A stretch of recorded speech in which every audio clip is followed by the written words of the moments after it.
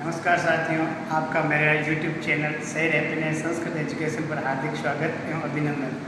आप सभी से निवेदन है कि आप मेरे इस चैनल को लाइक सब्सक्राइब जरूर करें और ज़्यादा से ज़्यादा शेयर करें और कोई सुझाव हो तो मुझे दे दें। आज के इस टॉपिक में मैं आपको बताना चाहूँगा सेकेंडरी बोर्ड क्लास की सामाजिक विज्ञान विषय के बारे में।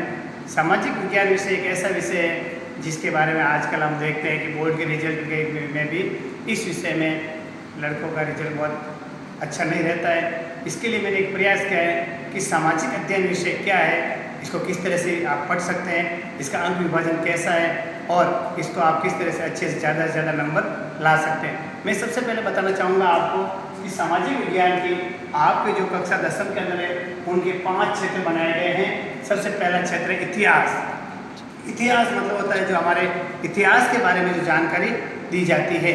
हमारे जो भारतीय इतिहास है, विश्व का इतिहास है, संसार का जो इतिहास है उसको बताया गया है और इस इतिहास के अंदर आपके 20 अंक आते हैं। इस इतिहास के आपको बोर्ड के अंदर 20 अंकों के प्रश्न पूछे जाते हैं और उस इतिहास से संबंधित 4 आपके टॉपिक हैं जिसके अंदर भारतीय इतिहास है जो प्रारंभ से लेकर के 1276 ईस्वी तक है और उसमें कुछ विश्व के इतिहास के बारे में भी प्रश्न पूछे जाते हैं। इस इतिहास भाग के अंदर 1 से 4 तक अध्याय है और 4 अध्यायों के अंदर पहला अध्याय 5 अंक का, दूसरा अध्याय भी 5 अंक का और तीसरा अध्याय 6 अंक का और चौथा जो विश्व का इतिहास है वो 4 अंक का है। ठीक उसी प्रकार अपन दूसरे क्षेत्र में आते हैं नागरिक शास्त्र।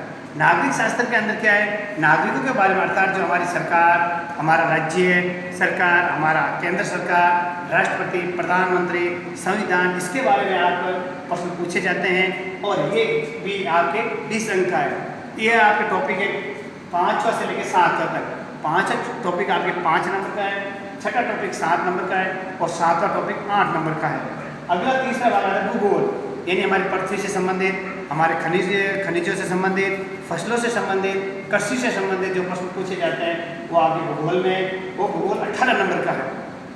8वां अध्याय से लेकर 13वां अध्याय तक आपके भूगोल से संबंधित है। 8वां 3 नंबर का, 9वां अध्याय भी 3 नंबर का, 10वां अध्याय भी 3 नंबर का, 11वां अध्याय भी 3 नंबर का, 12वां अध्याय भी 3 नंबर का और 13वां अध्याय भी 3 नंबर का।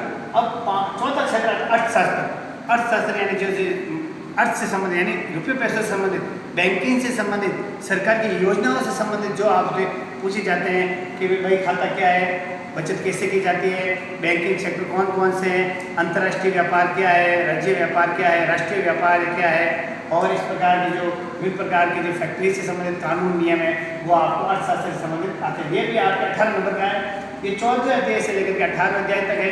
इसमें 14वां अध्याय 3 नंबर का, 15वां अध्याय 4 नंबर का, 16वां अध्याय 3 नंबर का, 17वां 4 नंबर का और 18वां अध्याय भी 4 नंबर का है। इस प्रकार अब हम चलते हैं 5 सड़क सुरक्षा। सड़क सुरक्षा आपके बिल्कुल इजी नंबर है, इसको आप पढ़ेंगे तो बिल्कुल टॉपिक सरल है।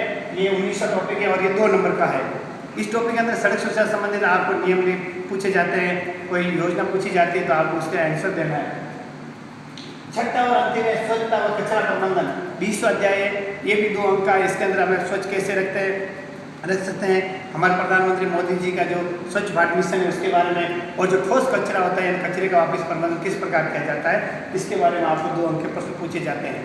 इस प्रकार मैंने आपको पूरा बताया सामाजिक विज्ञान विषय। सामाजिक विज्ञान विषय को आपको इस तरह से पढ़ना है, टॉपिक वाइज पढ़ना है, उसमें से क्यों, कब, कैसे के बारे में आपको उत्तर देना है। सबसे पहले इतिहास के बारे में पढ़ते हैं तो इतिहास में कोई युद्ध आता है उसका कारण क्या है, कोई क्रांति होती है उसके परिणाम क्या है, कारण परिणाम और उससे तिथियाँ के संबंधित, प्राचीन काल है किस शासक ने कब शासन किया उससे तिथियों से संबंधित पूछे जाते हैं।